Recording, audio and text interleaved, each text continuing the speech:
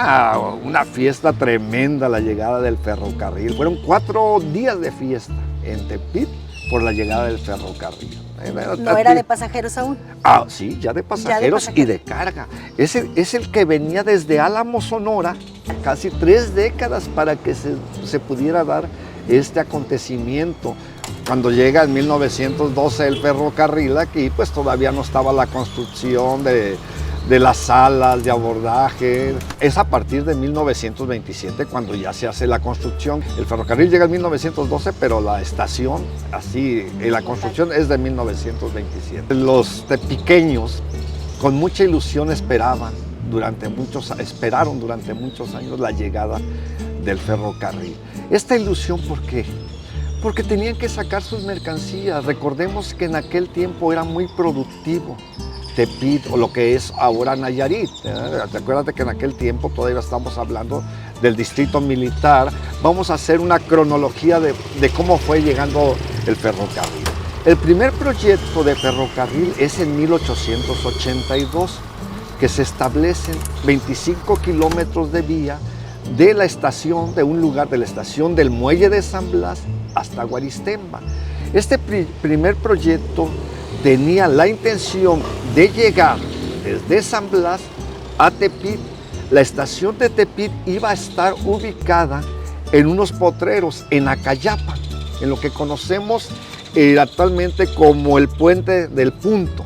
En esa parte iba a estar la estación del ferrocarril que venía de San Blas. ¿Con qué intención de que iba a estar esa estación? Pues para sacar las producciones de las haciendas de Puga, La Escondida, Bellavista y Jauja.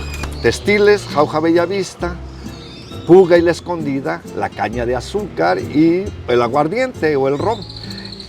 Con esa intención. Y todo lo que, además, todas las producciones agrícolas que se tenían, Jamaica, cacahuate, era muy productivo. Ya para finales del 84, en el periódico oficial de Tepit, salen los precios y se está anunciando qué cuesta el pasaje para las personas y cuánto la carga por kilos, cuánto se salía eso. Se fracasa porque no avanzan mucho las vías hacia Guadalajara.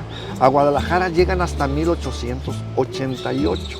Después de este proyecto fallido que llega a solo 25 kilómetros a Guaristemba, se retoma la construcción del ferrocarril a Tepit, pero el Tepit ya llega por el norte, no nos llega de Guadalajara primero, sino que llega por el norte.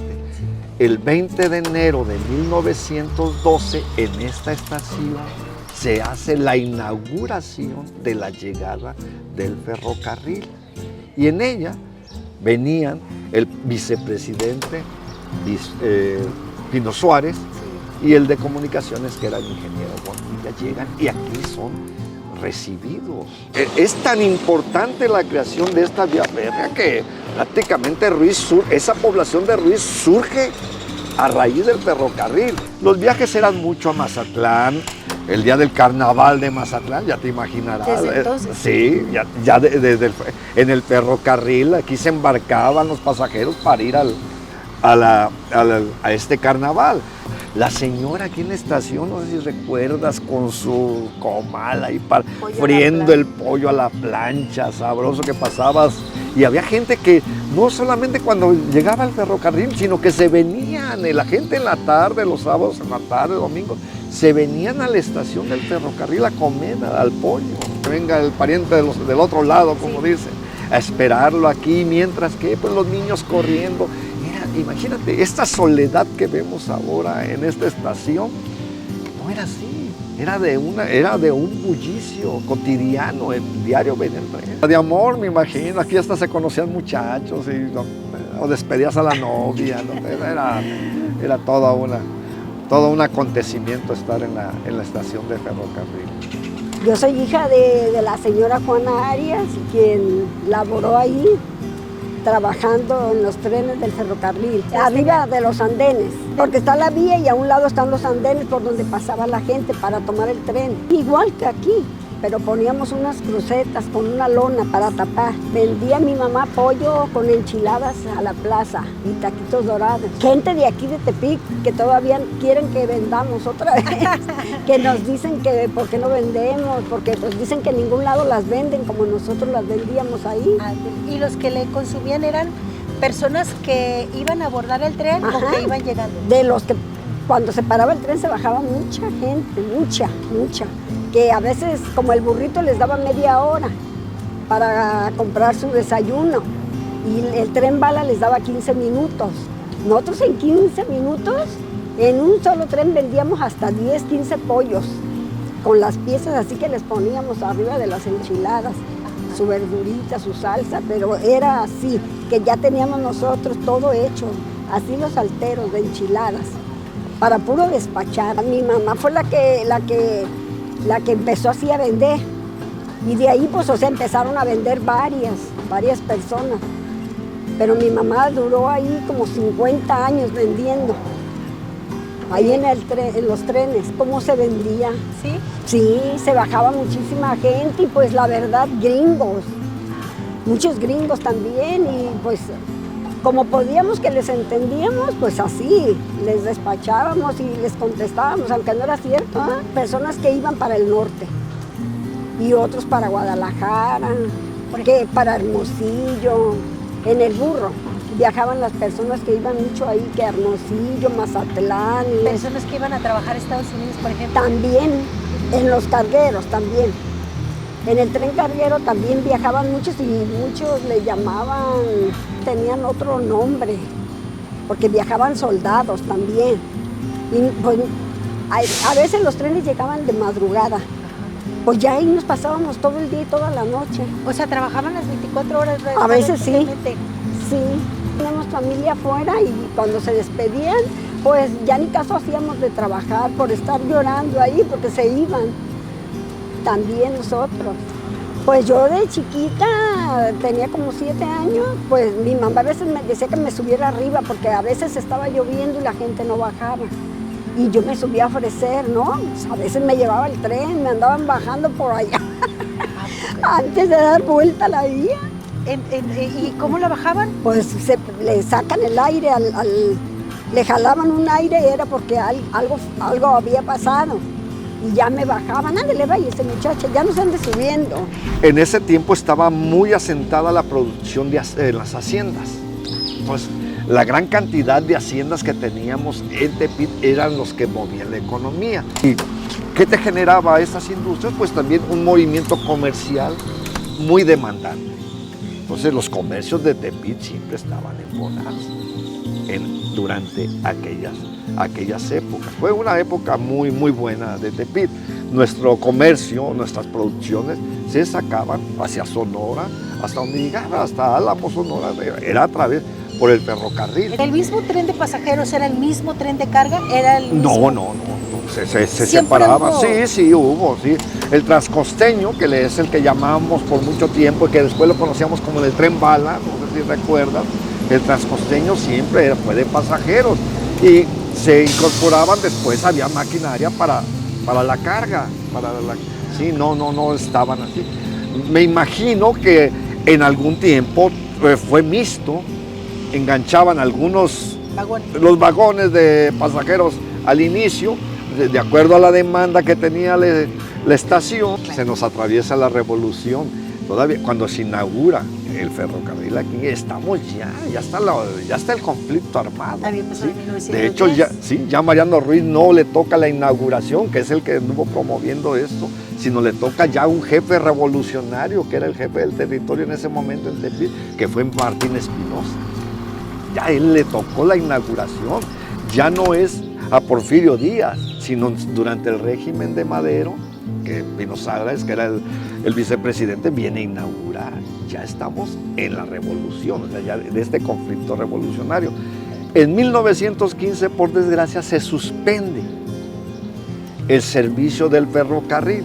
¿Por qué? Porque las tácticas revolucionarias, tanto de unos bandos a otros, pues era destruir puentes para que se cortara la comunicación de las vías ferroviarias, y también era estar cortando los alambres del telégrafo para cortar comunicación. De 1915 a 1922 se suspende el servicio ferroviario de Tepit hacia el norte, hacia Mazatlán. No hay comunicación, es hasta 1922 cuando se retoma, ya cuando decir, las aguas están calmadas, vuelven a su nivel, entonces inicia de nuevo el movimiento de pasajeros. Y es a partir de 1923 cuando se autoriza el proyecto del ferrocarril de unir desde Álamos, Sonora, hasta la Ciudad de México. ¿Y cuál era el espacio que nos faltaba de concluir? Tepit hasta la hacienda de La Quemada, en el dado caso, aquí en Magdalena. El 17 de abril de 1927 es cuando se termina, o sea, 2 días antes, el día 15 se termina de terminar el puente de Salsipuedes, se termina, vamos a decir, ponen los rieles, los últimos rieles, ya los unen. Fue un sábado, un viernes, 15. El 14 de febrero de 1900 ya había salido el tren desde Nogales, ya venía en camino y todavía no estaba terminado. La prueba de resistencia la hacen el sábado a las 2 de la tarde, del día 16 de abril a las 2 de la tarde, ahí en el puente de Salsipuedes, con un tren. Dicen, está bien, entonces ahora sí. El día 17 llega a las 10 de la mañana el ferrocarril de Nogales aquí a Tepit. Aquí a Tepit, se va y en la tarde, a las 4 de la tarde, ya está en Guadalajara. O sea, es algo muy, imagínate la emoción. El tren cayó en desuso o sea, la gente ya no fue muy cómodo. Vino el transporte por autobuses, es más, o sea, no era más económico, pero era más rápido.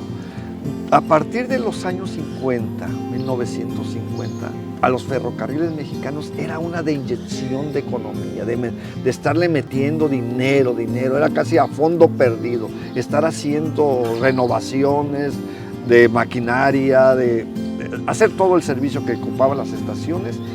Los tepiqueños desde el siglo XIX, su gran ilusión era tener ferrocarril. Era la ilusión. Ellos sentían que el tener el ferrocarril era para que Tepit, hablo Tepit porque así se conocía en aquel tiempo, ¿no? El territorio tepiqueño, distrito militar de Tepit. Este Tepit que abarca lo que hoy es el estado de Nayarit, era la ilusión para ascender en el progreso, ¿sí? Hacer una ciudad más moderna, tener un ferrocarril era entrar en la modernidad en aquel tiempo. Tanto es así que se modificó la ciudad, por esta estación se modificó. La calle Juárez, que es la que nos comunica o nos llevaba de aquí de la estación hacia el centro, pues se modificó, se tuvo que abrir, era una calle muy pequeña, la calle Juárez, y que se tuvo que hacer de doble vía, de 4 carriles tenemos, con un camellón central, porque era la que nos sacaba hasta Palacio de Gobierno. Si se hace una modificación de vías, se incorporan locomotoras eléctricas de calidad y de mayor velocidad, con facilidad. México es enorme y para las comunicaciones el tren sería fabuloso y además ahorraría muchos costos. ¿Esta zona podría ser una zona histórica, una zona que habría que preservar para la historia de Nayarit? Sí, la estación debe. Yo creo que no sé si esté, pero debe estar protegido allá por el INA, no sé si ya lo tengan contemplado el INA, pero sí se debe cuidar que todas las modificaciones que se hagan a esta estación no vayan en detrimento de la arquitectura original que se ha tenido. Parece que en la actualidad todavía se conserva en buenas condiciones. Aquí más bien es las autoridades o la sociedad civil organizada de hacer un punto de atractivo esta estación. Pues como la vemos, ahorita la vemos y prácticamente luce muy abandonada. Hay que motivar a la gente que venga aquí, pues sí, con exposiciones de mismas fotografías del ferrocarril que abundan en los archivos tepiqueños de familias. Hay gran cantidad de fotografías de estas estaciones, de la llegada del ferrocarril, incentivar que la gente venga y sobre todo las nuevas generaciones que vengan a conocer la historia del ferrocarril.